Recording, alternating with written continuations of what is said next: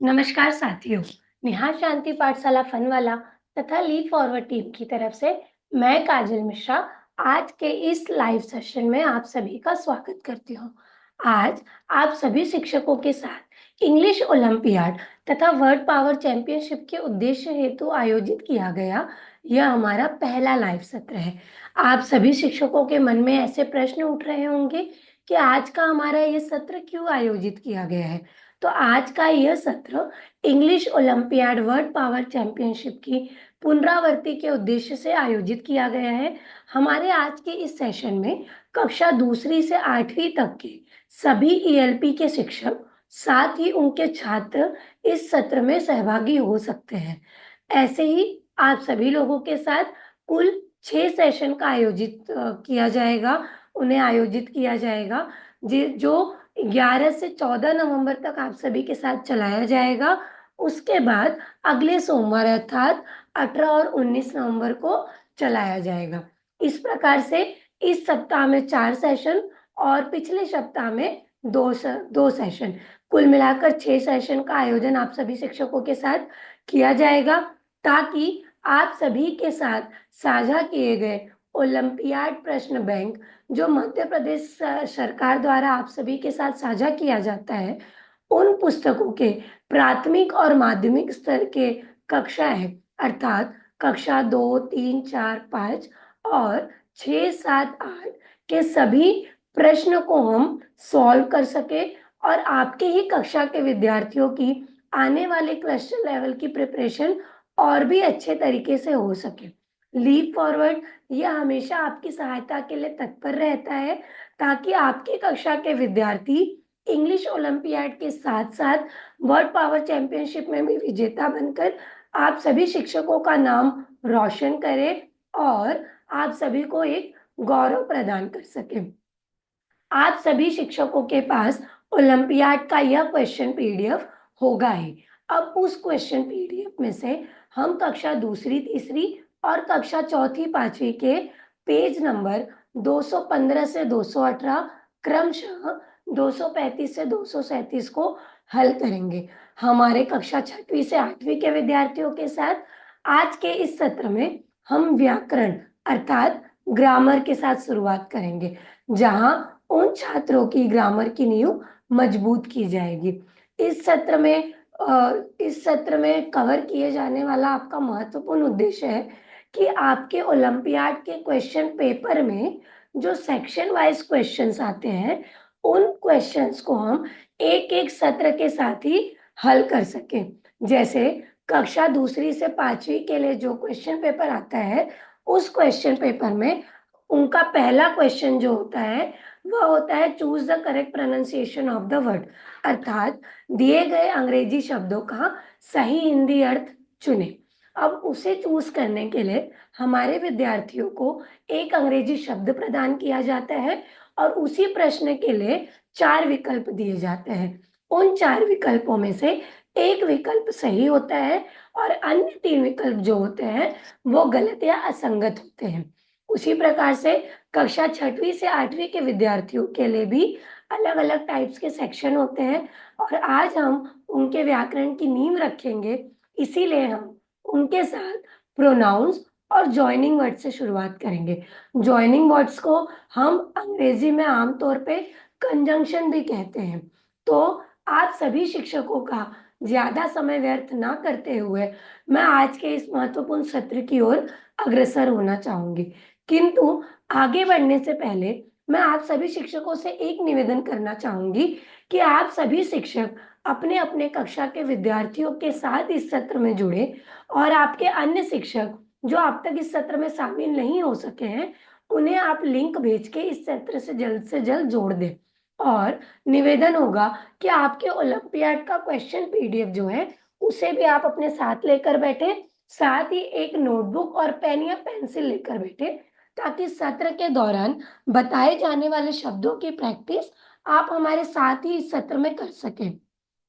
और सत्र के दौरान अगर आपको कोई शब्द नहीं समझ में आता या आपको ऐसा लगता है कि इस शब्द में थोड़ी सी मुझे कठिनाई का सामना करना पड़ रहा है, तो आप हमारे यूट्यूब के कमेंट सेक्शन में कमेंट करके हम तक अपने प्रश्नों को और अपने उत्तर को साझा कर सकते हैं, ताकि इस ऑनलाइन सत्र में मुझे भी यह पता चलता रहे कि हमारे शिक्षक और मेरे छात्रों तक मैं कितने अच्छे से पहुंच पा रही हूँ। आप सभी शिक्षकों से निवेदन है कि आप शुरुआत से अंत तक जुड़े रहें।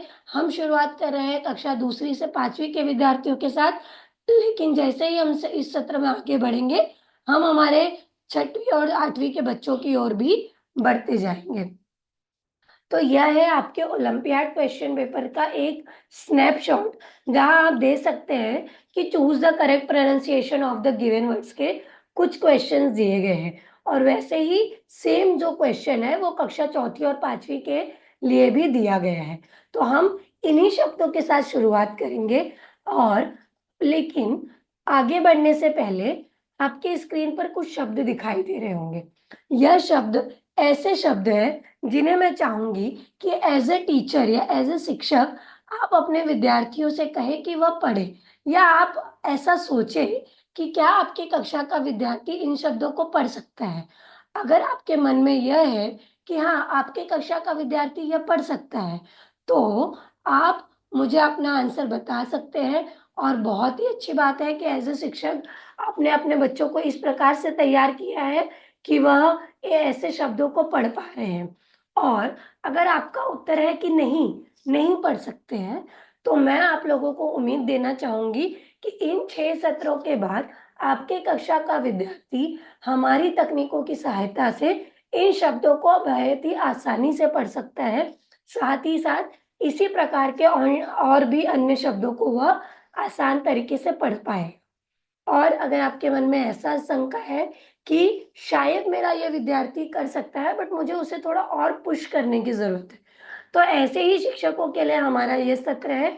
उम्मीद है कि आप हमारे साथ ऐसे ही इन सत्र में बने रहेंगे और हमें अपना सहयोग और समर्थन प्राप्त करते रहेंगे, प्रदान करते रहेंगे, सॉरी।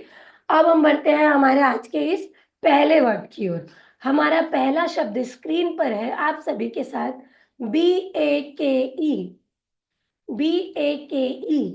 माननीय शिक्षकगण, अंग्रेजी में 26 अक्षर होते हैं। उन्हीं 26 अक्षरों में से हम 21 अक्षर जो होते हैं उन्हें व्यंजन कहते हैं, और 5 अन्य अक्षरों को हम स्वर कहते हैं। स्वर का प्रयोग करके ही अंग्रेजी के किसी भी शब्द का निर्माण किया जा सकता है। तो उन्हीं स्वर से 5 स्वरों से मिलकर कुल 18 आवाजें बनती हैं। अब वो 5 स्वर कौन कौन से हैं, आप जल्दी से जल्दी कमेंट सेक्शन में कमेंट करके मुझे बताएं कि अन्य 5 स्वर कौन कौन से हैं। तो वह जो 5 स्वर हैं वह होते हैं ए, ई, आई, ओ और यू। इन्हीं स्वरों का प्रयोग करके अंग्रेजी के शब्दों का निर्माण किया जाता है, और अंग्रेजी के कठिन होने का कारण भी यही है, क्योंकि स्वरों की विभिन्न आवाजों के कारण ही अंग्रेजी हमारे छात्रों के लिए कठिन होता जाता है। और जो हमारे व्यंजन होते हैं उन सभी के नाम होते हैं, आवाजें होती हैं। 26 अक्षर के 26 नाम होते हैं और आवाजें होती हैं। जैसे ए, ए शब्द का नाम ए है और आवाज ए है, एप्पल वाला ए। बी, बी शब्द का नाम बी है और आवाज ब है, BAT बैट वाला ब। सी, सी इस अक्षर का नाम सी है किंतु आवाज क है। डी, डी इस अक्षर का नाम डी है किंतु आवाज ड है। ई, ई इस अक्षर का नाम ई है, आवाज ए है। एफ, एफ इस अक्षर का नाम एफ है और आवाज फ है। जी, जी इस अक्षर का नाम जी है और आवाज ग है। एच, एच इस अक्षर का नाम एच है और आवाज ह है। इसी प्रकार से आई, आई इस अक्षर का नाम आई है और आवाज ई है। एफ, एफ इस अक्षर का नाम एफ है और आवाज फ है। जी, सॉरी, जे, जे इस अक्षर का नाम जे है और आवाज ज है। के इस अक्षर का नाम के है और आवाज क है। एल, एल इस अक्षर का नाम एल है और आवाज ल है। एम, एम इस अक्षर का नाम एम है और आवाज म है। एन, एन इस अक्षर का नाम एन है और आवाज न है। ओ, ओ इस अक्षर का नाम ओ है और आवाज अ है। पी, पी इस अक्षर का नाम पी है और आवाज प है। क्यू, क्यू इस अक्षर का नाम क्यू है और आवाज क्व है। आर, आर इस अक्षर का नाम आर है और आवाज र है। एस, एस इस अक्षर का नाम एस है और आवाज स है। टी, टी इस अक्षर का नाम टी है और आवाज ट है। यू, यू इस अक्षर का नाम यू है और आवाज अ है। वी, वी इस अक्षर का नाम वी है और आवाज व है। डब्ल्यू, डब्ल्यू इस अक्षर का नाम डब्ल्यू है और आवाज व है। एक्स, एक्स इस अक्षर का नाम एक्स है और आवाज स है। और जेड, इस अक्षर का नाम जेड है और आवाज ज है, नुक्ता वाला ज। तो हमारे इन शब्दों को हम इसी प्रकार से पढ़ेंगे। बी ए के ई, बी इस अक्षर का आवाज क्या है? ब, उसमें हमने ए स्वर को जोड़ा, व हो गया बे। के का आवाज क, और ई का नाम, ई का आवाज ए। लेकिन हमने अंग्रेजी साक्षरता कार्यक्रम में एक नियम सीखा था। वह नियम क्या था कि जब कोई भी शब्द ई इस अक्षर से समाप्त होता है तो हम उसके पहले आने वाले स्वर का नाम लेते हैं, उसका आवाज नहीं लेते हैं। क्योंकि ए का नाम है ए और उसकी आवाज है ए, तो मैं यहाँ पे क्या करूंगी? ए का नाम लूंगी और ई को भूल जाऊंगी, तो मेरा शब्द होगा बी ए के ई, बेक।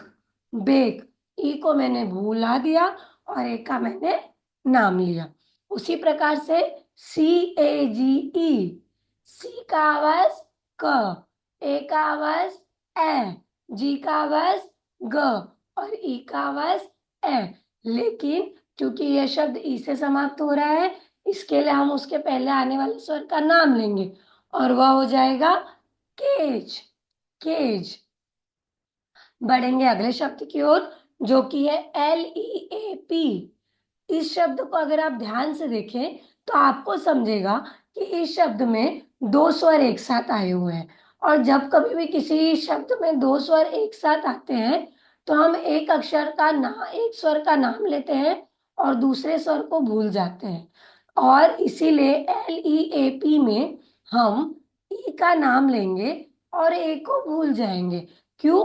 क्योंकि जब दो स्वर एक साथ आते हैं तो एक करता है काम, दूसरा करता है आराम। जो करता है काम उसका होता है नाम, जो करता है आराम उसे जाते हैं लोग भूल। इसीलिए हम ई का नाम लेंगे, ए को भूल जाएंगे और ई का नाम है ई, आवाज है ए, एल ई ए पी होगा लीप।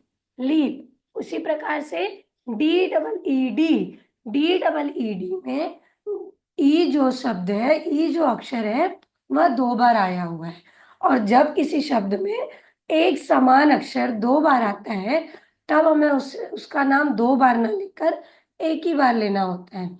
इसीलिए डी डबल ई डी में हम ड ई ड नहीं पढ़ेंगे, हम उसे पढ़ेंगे ई, डीड। डिड, डी का आवाज ड, दो बार ई आया है इसीलिए एक ही बार ई उच्चारित करेंगे, वह होगा ई। और डी डबल ई डी होगा डिड। डिड। हमारा अगला शब्द है वह है P A L M.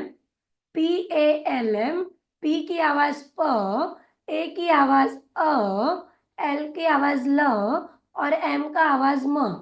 P A L M, P की आवाज प होती है, ए का आवाज मैंने आपको ए बोला, लेकिन यहाँ पर मैं ए की आवाज को ए नहीं बोलूंगी, मैं आ बोलूंगी। क्यों?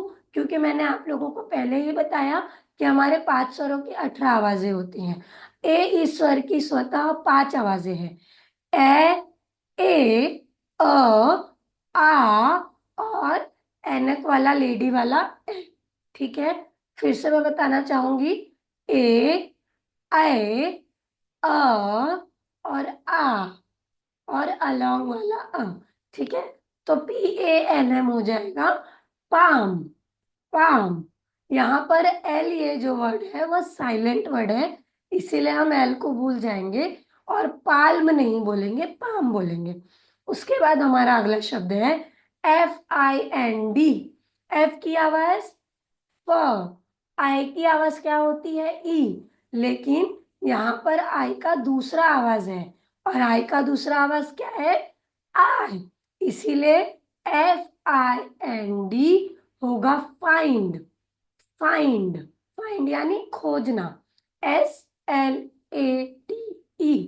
इस शब्द को पढ़ने की तकनीक मैंने अभी आप लोगों को बताई कि जब कोई भी शब्द ई से समाप्त होता है तो उसके पहले आने वाले स्वर का हमें नाम लेना होता है।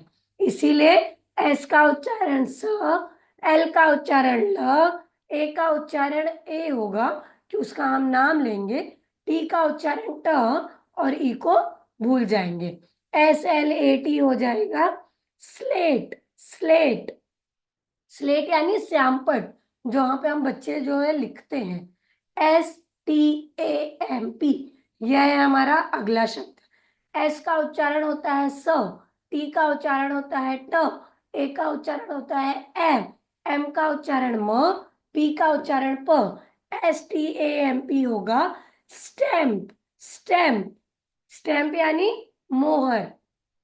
माननीय शिक्षकगण, जैसे जैसे हम आगे बढ़ते जा रहे हैं वैसे वैसे आप अपने विद्यार्थियों को भी कहिए कि वो अपने नोटबुक में लिखे और वो आप लोगों को दिखाते रहे, और आप चाहें तो अपने उत्तरों को हमारे कमेंट बॉक्स में कमेंट करके भी हमारे साथ साझा कर सकते हैं।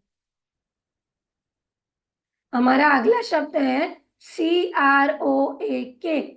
सी की आवाज क, आर की आवाज र, ओ की आवाज ओ, ए का आवाज ए, के का आवाज क।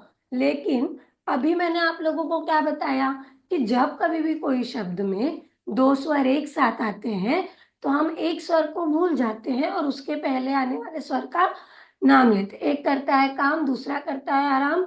जो करता है काम उसका होता है नाम, जो करता है आराम उसे हम जाते हैं भूल।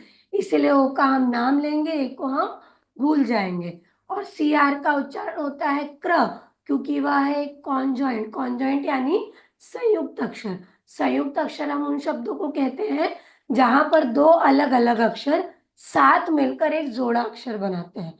सी का आवाज क और आर का आवाज र, कर उच्चारण होगा, लेकिन नहीं, क्योंकि ये संयुक्त अक्षर है इसीलिए यह दोनों मिल जाएंगे और मिलकर आवाज बनाएंगे क्र। और ओ और ए, यह जो है दो स्वर है तो हमें सिर्फ ओ का नाम लेना है और ए को भूल जाना है, और के का उच्चारण करेंगे क। इसीलिए CROAK हो जाएगा क्रॉक, क्रॉक। हमारा अगला शब्द है FETCH। एफ का उच्चारण फ, ई का उच्चारण ए, और जब कभी भी किसी भी शब्द में TCH यह शब्द एक साथ आता है तो हम उसका उच्चारण करते हैं च। इसीलिए MATCH होता है मैच, CATCH होता है कैच, और FETCH होगा फैच। हमारा अगला शब्द है ENJOY। ई का उच्चारण होता है ए, एन का उच्चारण न, जे का उच्चारण ज, ओ का उच्चारण ओ, और वाई का उच्चारण य। ENJOY, इसका हम एक साथ उच्चारित करेंगे एंजॉय, एंजॉय। हम बढ़ेंगे अगले शब्द की ओर जो कि है ADOPT। ए का उच्चारण यहाँ पर अ के रूप में किया जा रहा है क्योंकि यहाँ पर ए की विभिन्न साउंड का प्रयोग किया गया है। उसकी तीसरी आवाज आई है अलोंग, अलोंग, अलर्ट वाला जो अ होता है उसका प्रयोग किया गया है। ए का आवाज अ, डी का आवाज ड, ओ का आवाज ओ, पी का आवाज प, टी का आवाज ट। इसीलिए ADOPT हो जाएगा अडॉप्ट। अब बढ़ेंगे अगले शब्द की ओर जो कि है FOREST। एफ का आवाज फ, ओ का आवाज ओ, आर का आवाज र, ई का आवाज ए, तो हो गया फॉरे। और ST या कॉन्जॉइंट है, इसे हम एक साथ पढ़ेंगे और उच्चारित करेंगे फॉरेस्ट, फॉरेस्ट। हमारा अगला शब्द है SPRADE। SP का उच्चारण होता है स्प, और RA हो जाएगा रे। DE, क्योंकि ये शब्द ई से समाप्त हो रहा है तो उसके पहले आने वाले स्वर का नाम लेंगे। उसके पहले जो स्वर आया है वह है ए, इसीलिए वह SPRAD हो जाएगा स्प्रेड, स्प्रेड। हमारा अगला शब्द है STRUCK। ST का उच्चारण होता है स्ट, RU हो जाएगा र, सी के, सी की आवाज क और के की आवाज भी क। तो क्या मैं इसे स्ट्रक का क पढ़ूंगी? नहीं। जब कभी भी सी और के एक साथ आते हैं तो हम उसका उच्चारण क ना करते हुए क करते हैं, एक ही बार क करते हैं। इसीलिए STRUCK हो जाएगा स्ट्रक। स्ट्रक। हमारा अगला शब्द है PALACE। ध्यान से देखिए, यह शब्द भी ई से समाप्त हो रहा है। ई से समाप्त होने के कारण इसके पहले आने वाले स्वर का हम नाम लेंगे और ई को भूल जाएंगे, और पी के साथ जो ए लगकर आया हुआ है उसका हम आवाज लेंगे। तो पी ए क्या होता है? पै। पै। और LACE हो जाएगा लेस। पैलेस। पैलेस।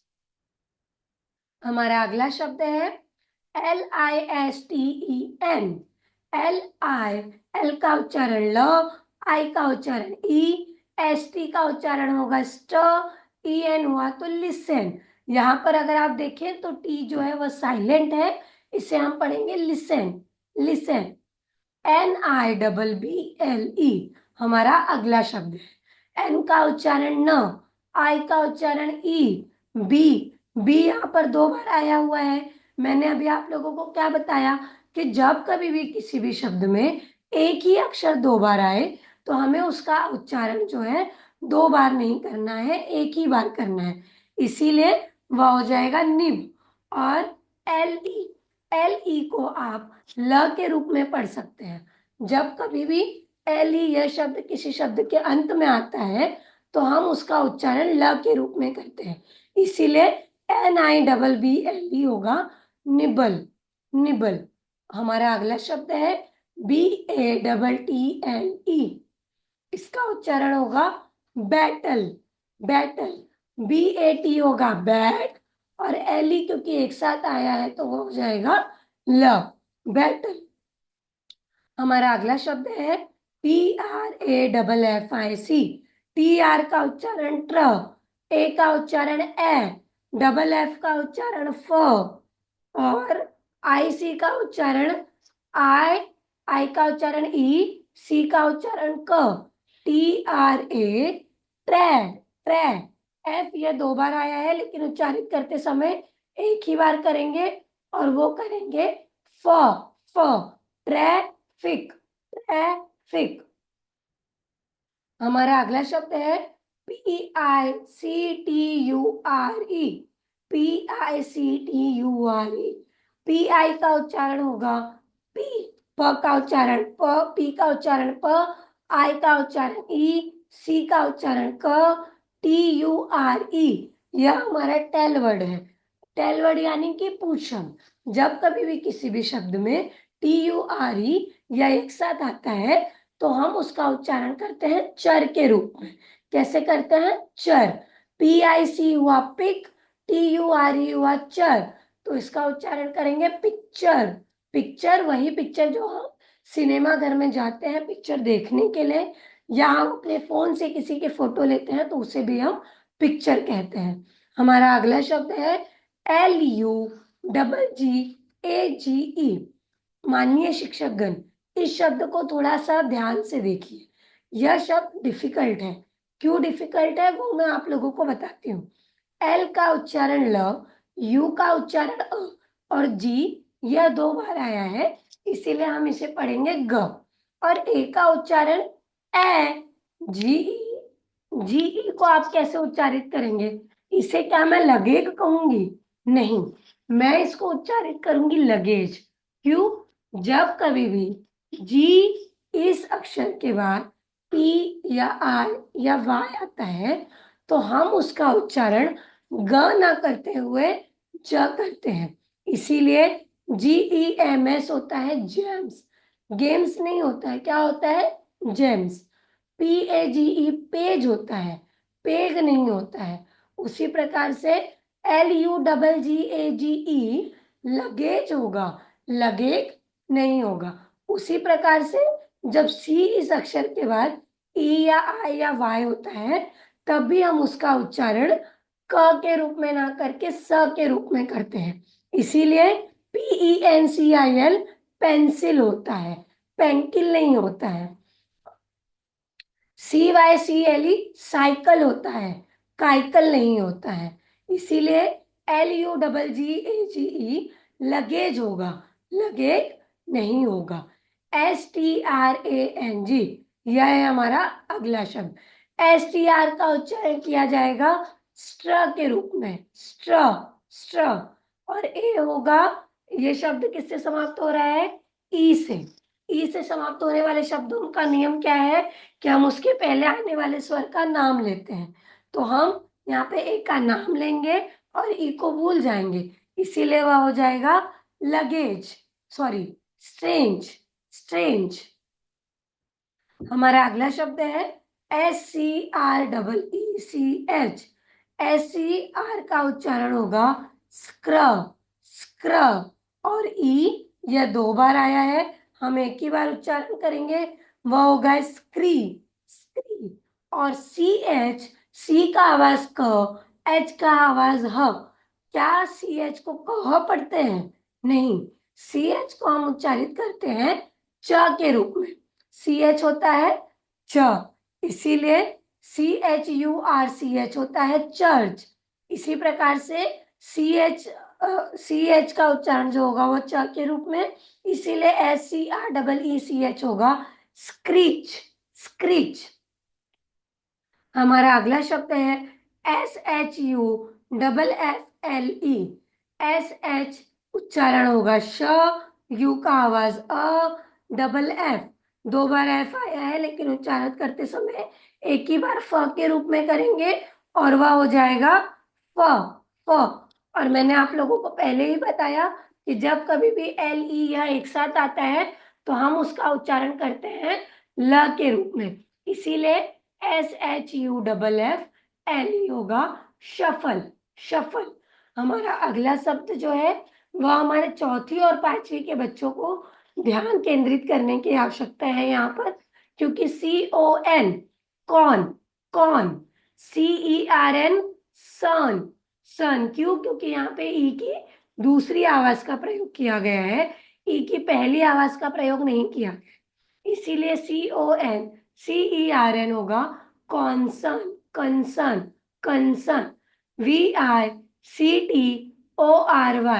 VI का आवाज होगा वी, और CT की आवाज होगी ट, और O होगा ओ, RY होगा री, री। VICTORY को आप कैसे पढ़ेंगे बताइए मुझे।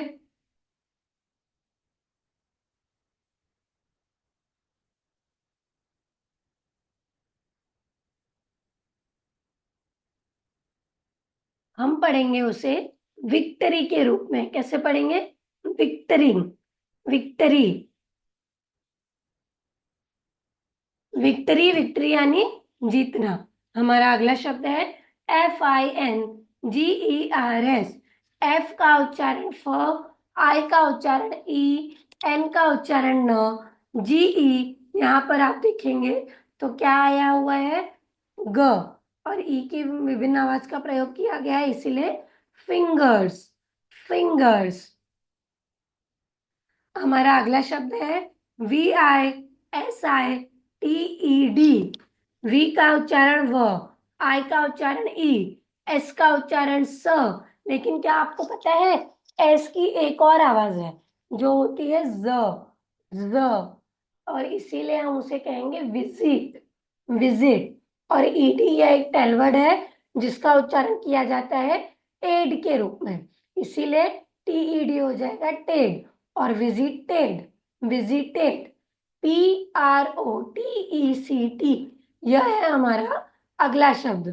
पी का उच्चारण प, आर का उच्चारण र, ओ का उच्चारण अ, टी का उच्चारण ट, और ई का उच्चारण ए, सी का उच्चारण क, टी का उच्चारण ट।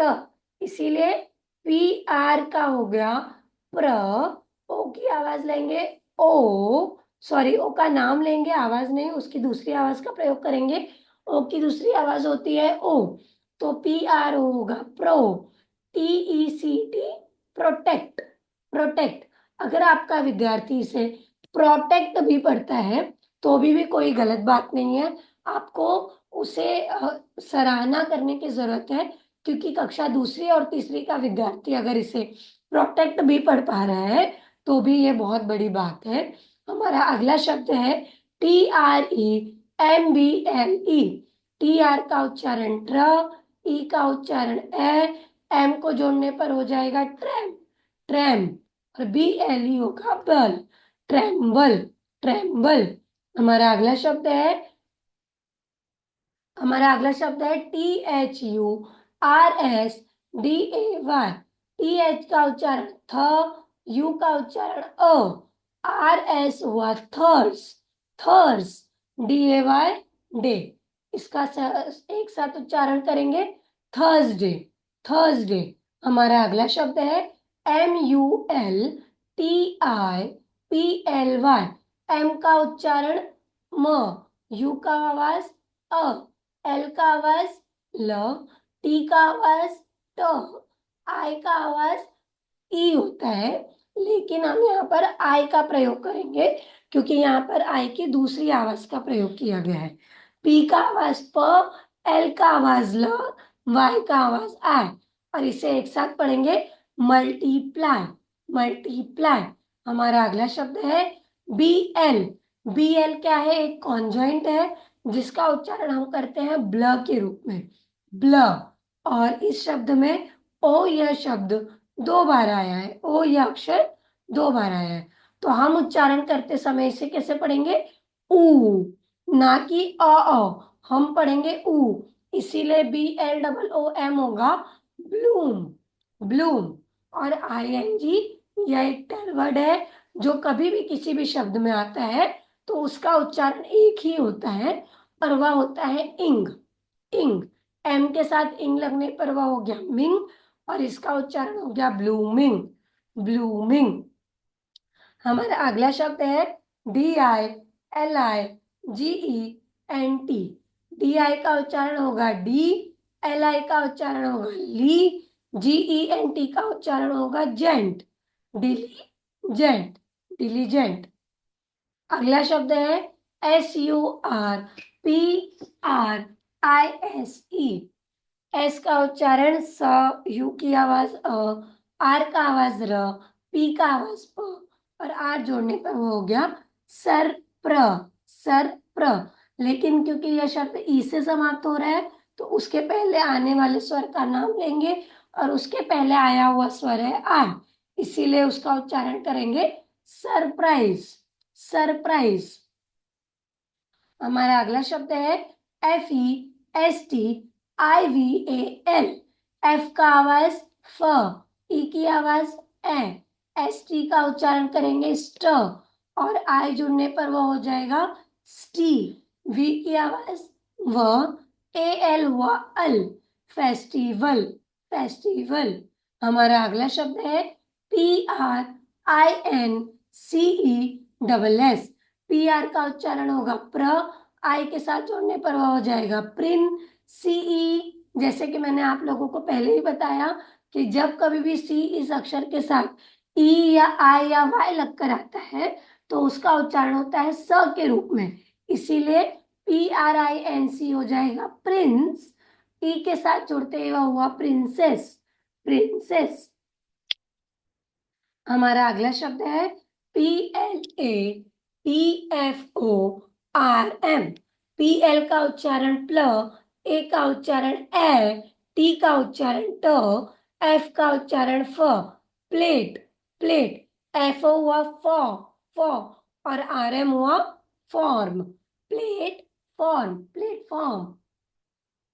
हमारा अगला शब्द है RAINDROP। आर का उच्चारण र। इस शब्द में दो स्वर एक साथ आए हैं जो कि है ए और आई, तो हमें एक स्वर का ही नाम लेना है और दूसरे को भूल जाना है, यानी हम ए का नाम लेंगे और आई को भूल जाएंगे। तो RAIN हो जाएगा रैन, रैन। DROP होगा ड्रॉप, ड्रॉप। एक साथ पढ़िए रैन ड्रॉप, रैन ड्रॉप। हमारा अगला शब्द है PLAYMATE। पी का उच्चारण प्ल, ए का उच्चारण ए का उच्चारण ए, वाई का उच्चारण य, एम का उच्चारण म, और ए टी ई हो गया तो at. Play mate, play mate. अगला शब्द है N O T O R I O U S. N का उच्चारण न, ओ का उच्चारण अ, टी का उच्चारण ट, ओ का उच्चारण ओ, आर का उच्चारण र। Noto, Noto. और जैसे ही आई ओ यू एस हुआ तो उसे हम कहते हैं अस, अस। यहाँ पर आ रहा है तो वह हो जाएगा रियस, नोटोरियस, नोटोरियस। हमारा अगला शब्द है O double F E N S I V E. O का उच्चारण अ, एफ का उच्चारण फ, ई का उच्चारण ए, ऑफेन, ऑफेन। एस आई वी ई हुआ सिव, ऑफेंसिव, ऑफेंसिव। हमारा अगला शब्द है I N T R O D U C E. I N का उच्चारण हुआ इन, टी आर का उच्चारण हुआ ट्र, और ओ के साथ हो गया वो intro, intro. D U E, D U C E का उच्चारण करेंगे हम ड्यूस। क्यों? क्योंकि वह ई से समाप्त हो रहा है और उसके पहले आने वाले स्वर का हम नाम लेंगे। तो यू का आवाज क्या होता है? अ, और नाम क्या होता है? अ। इसीलिए वह हो जाएगा इंट्रोड्यूस, इंट्रोड्यूस। हमारा अगला शब्द है बी डबल ओ के, बुक, बुक। एस एच हुआ श, श। Book shelf, book shelf, book shelf. Book shelf यानी पुस्तक तख्त, जहां पर हम पुस्तकें रखते हैं। हमारा अगला शब्द है H I S T O R I C A L, historical, historical.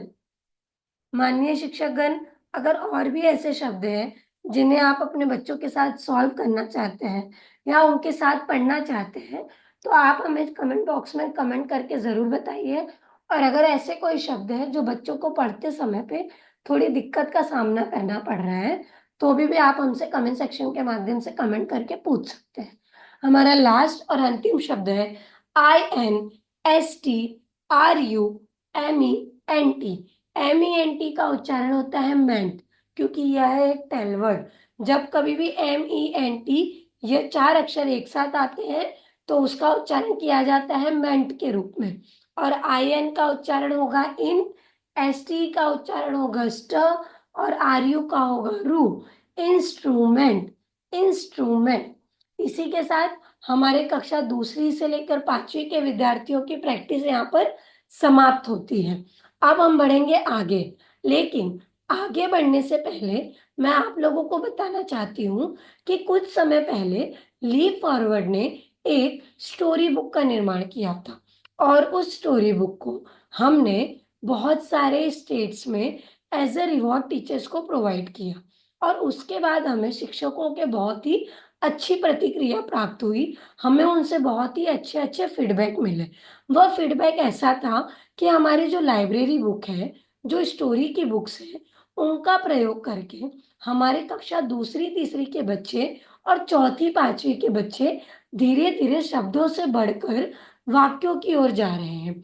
और शब्दों से बढ़कर वाक्यों की ओर जाना हमारी कक्षा दूसरी तीसरी के बच्चों के लिए यह तो सच में एक बहुत बड़ा आश्चर्य और मैजिक कह सकते हैं कि है। क्योंकि हमारे छोटे बच्चे, वह भी सरकारी स्कूल के बच्चे, जिन्हें उतना अच्छा वातावरण नहीं मिलता है कि वह अंग्रेजी उतने अच्छे से सीख सके, फिर भी लाइब्रेरी बुक के प्रयोग से हमारी ही कक्षा के बच्चे, सरकारी स्कूलों के बच्चों ने बहुत सारे सेंटेंस को रीड किया है, उनके अर्थ को समझा है, और इतना ही नहीं, उन्हें अपने अपने ही अपने मन से लिखने की कोशिश की है, उन्हें अपने शब्दों में लिखने की कोशिश की है। ये जानकर हमारी लीप फॉरवर्ड ने उन सभी बच्चों के लिए सेंटेंस बिल्डिंग के लिए, वर्ड बिल्डिंग के लिए एक प्रोडक्ट बनाया है, जिस प्रोडक्ट का नाम है वर्ड पावर बिल्डर। इस वर्ड पावर बिल्डर को हमने अब तक महाराष्ट्र, झारखंड, राजस्थान, अलवर, प्रयागराज, छत्तीसगढ़, इन राज्यों में इसका प्रयोग किया और वहां से हमें सभी शिक्षकों का बहुत ही अच्छा रिस्पांस मिला है।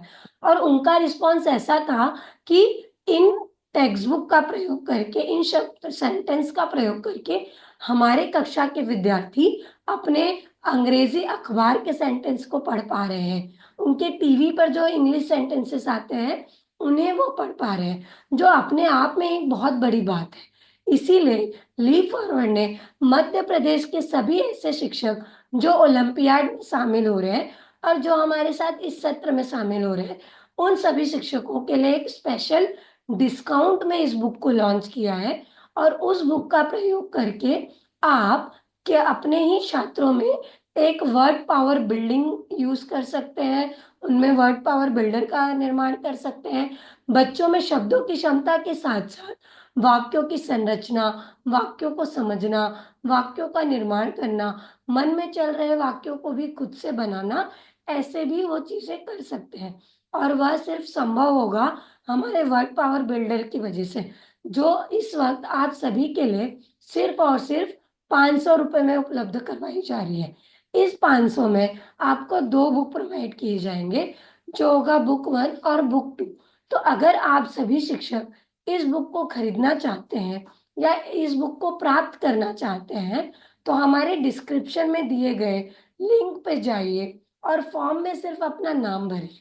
उससे हमें पता चलेगा कि आप सभी शिक्षक इस बुक को लेने में इंटरेस्टेड है, और हमारी टीम आपको कॉल करके इस बुक के बारे में एक विस्तृत जानकारी प्रदान करेगी और इस बुक को कैसे यूज करना है वह भी अच्छी तरीके से बताएगी। तो जल्द से जल्द डिस्क्रिप्शन बॉक्स के फॉर्म को यूज कीजिए और वहां पर अपना नाम भर के इस बुक को लीजिए। माननीय शिक्षकगण, जल्दी कीजिए, यह अवसर थोड़े समय के लिए ही है। 500 रुपए में अगर आपके बच्चों का भविष्य बदल सकता है, तो क्यों ना हम इस 500 को उसके भविष्य पर खर्च करें। और ऐसे ही हम इन्हीं सेंटेंस बिल्डिंग के साथ आगे बढ़ेंगे कक्षा 6वीं और 8वीं के बच्चों के लिए। हम सभी जन जानते हैं कि भाषा, और स्पेशली अंग्रेजी भाषा, यह बनती है वाक्यों से और वाक्य बनता है शब्दों से। वाक्य की संरचना 2 चीजों से होती है, वह होता है काल और व्याकरण से। शब्द बनते हैं हमारे ABCD अल्फाबेट जो होते हैं उनसे।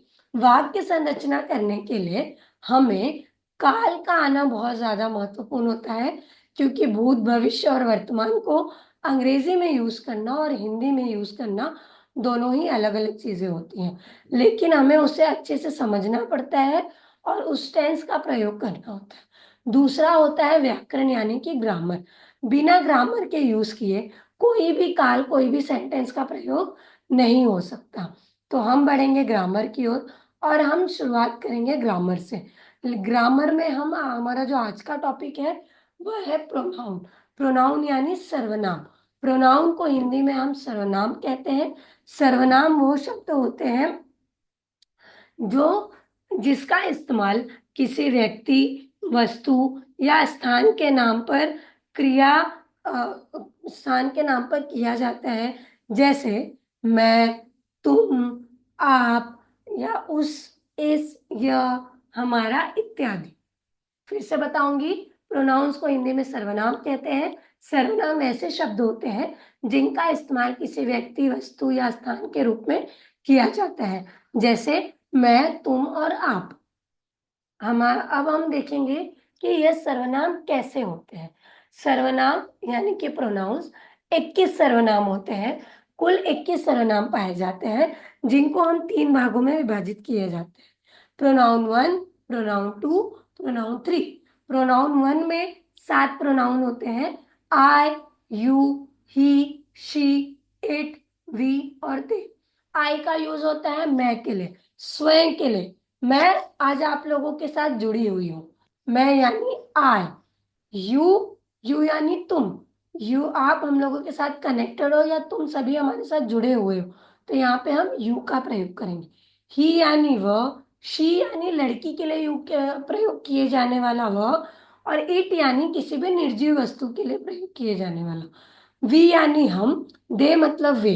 एम वाई यह प्रोनाउन 2 में आता है। प्रोनाउन 2 में होता है my, your, his, her, its, our, their. और उसके लिए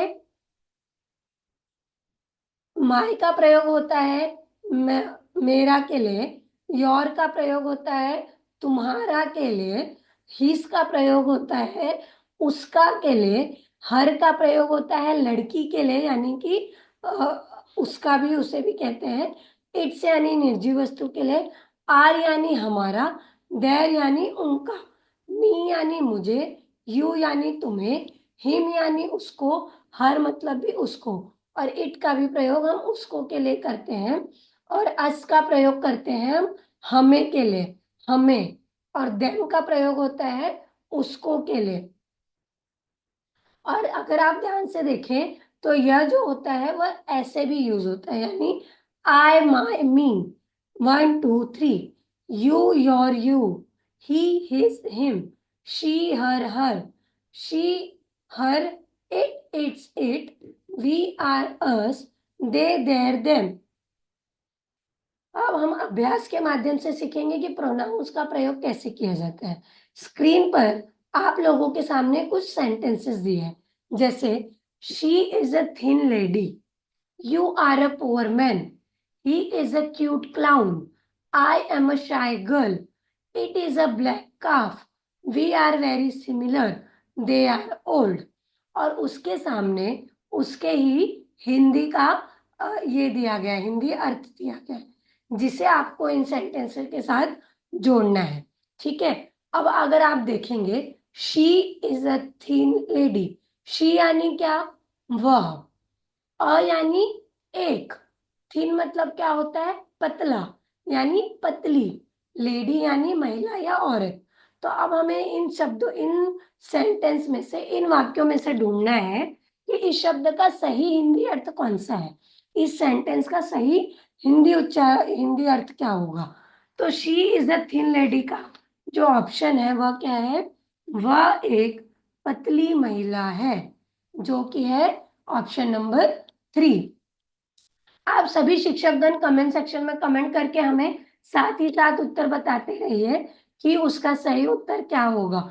you are a poor man, you यानी आप या तुम, अ पुअर मैन, अपुअर, अपुअर यानी कि एक गरीब, और मैन मतलब आदमी।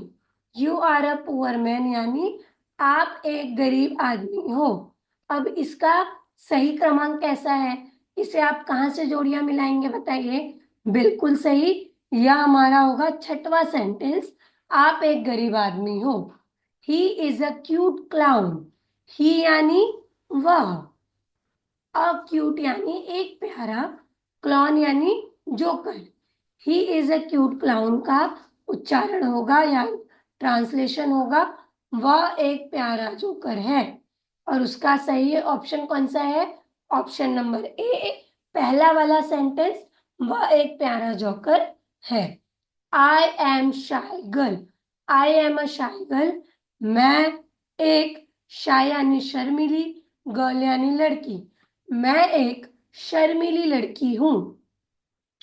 It is a black calf, it is a black calf के लिए क्या होगा, यह एक काला, ब्लैक यानी काला, काफ यानी बछड़ा, यह एक काला बछड़ा है। जो सही ऑप्शन कौन सा है, लास्ट वाला, यानी सातवां नंबर का ऑप्शन सही है। It is a black calf यानी यह एक काला बछड़ा है।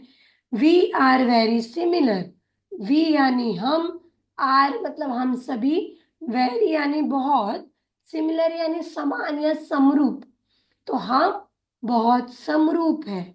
और इसका करेक्ट ऑप्शन है ऑप्शन नंबर 4, जो कि है हम बहुत समरूप हैं। हमारा अगला क्वेश्चन है, दे आर ओल्ड, दे यानी वे, ओल्ड मतलब वृद्ध, वे वृद्ध है। और सही आंसर है सेंटेंस नंबर 2, वे वृद्ध है। और मैं चाहूंगी कि 2 सेकंड के लिए आप स्क्रीन पर इसे देखें कि यहाँ पर कौन से क्वेश्चन का कौन सा सही उत्तर है।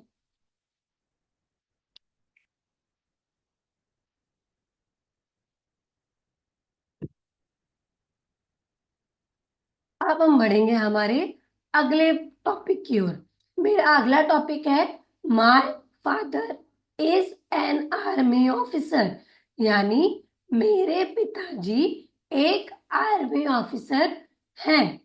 मेरा दूसरा सेंटेंस है your father reads a newspaper daily. Your यानी तुम्हारे, फादर यानी पिताजी, रीड यानी पढ़ते हैं। क्या पढ़ते हैं? न्यूज़पेपर। और कब पढ़ते हैं? डेली। तो न्यूज़पेपर को क्या कहते हैं हम? अखबार। और डेली को हिंदी में कहा जाता है रोज। तो your father reads the newspaper daily का रूपांतरण होगा तुम्हारे पिताजी रोज अखबार पढ़ते हैं। हमारा अगला सेंटेंस है his history exam is in next week. His यानी उसकी, उसकी हिस्ट्री यानी इतिहास, एग्जाम यानी परीक्षा, उसकी इतिहास की परीक्षा अगले सप्ताह में है। इन नेक्स्ट वीक यानी अगले सप्ताह में है। और हर बेबी इज वेरी अडोरेबल। हर यानी उसका, बेबी यानी बच्चा, इज वेरी अडोरेबल मतलब बहुत ही प्यारा है। We should protect our nation. हमें अपने राष्ट्र की रक्षा करनी चाहिए। Their house is in the next lane. उनका घर अगली गली में है। यहाँ पर अगर आप ध्यान से देखें तो मैंने सभी प्रोनाउंस को ऑरेंज कलर में कोट करके रखा है, जिससे आप सभी समझ सकेंगे कि माय का उच्चारण मेरे, योर का उच्चारण तुम्हारे, हिज और हर का उच्चारण उसका के रूप में, वी का उच्चारण हमें और देयर का उच्चारण उनका के रूप में किया गया है। अब हम देखेंगे हमारे अगले विषय को। हमारा अगला विषय है जॉइनिंग वर्ड।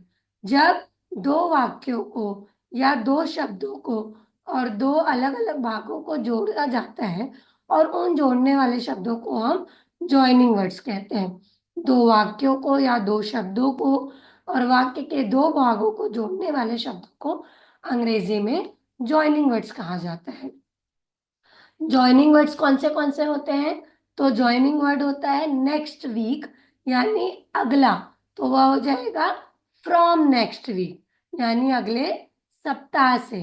फिर होता है that pot, from that pot यानी उस बर्तन से।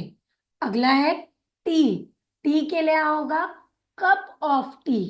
कप ऑफ टी यानी चाय का cup. My brother, for my brother यानी के लिए। तो अगर आप देखें तो नेक्स्ट वीक को अगर मुझे किसी सेंटेंस में डालना है तो मैं उसके आगे फ्रॉम लगा रही हूँ, यानी फ्रॉम नेक्स्ट वीक। तो यह क्या करेगा? सेंटेंस में उसे जोड़ने का काम करेगा। उसी प्रकार से my brother, for my brother यानी मेरे भाई के लिए। माय स्कूल, मेरा स्कूल। टू द स्कूल यानी स्कूल को। The lunch break, during the lunch break यानी लंच ब्रेक के दौरान। My bag, in my bag यानी मेरे बैग में। The school, about the school यानी स्कूल के बारे में। The house, over the house यानी घर के ऊपर। यह थे हमारे जॉइनिंग वर्ड्स। चलिए अभ्यास के माध्यम से देखेंगे कि जॉइनिंग वर्ड्स का प्रयोग कैसे और कब किया जाता है। Sita and Gita are very good friends. Sita और गीता बहुत अच्छे दोस्त हैं। I wrote about my family during the English exam. मैंने अंग्रेजी की परीक्षा के दौरान अपने परिवार के बारे में लिखा। अबाउट एंड ड्यूरिंग हमारे जॉइनिंग वर्ड्स हैं।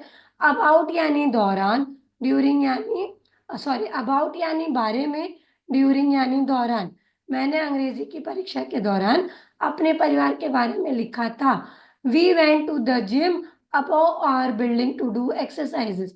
हम हमारी इमारत के ऊपर स्थित जिम में कसरत करने के लिए गए।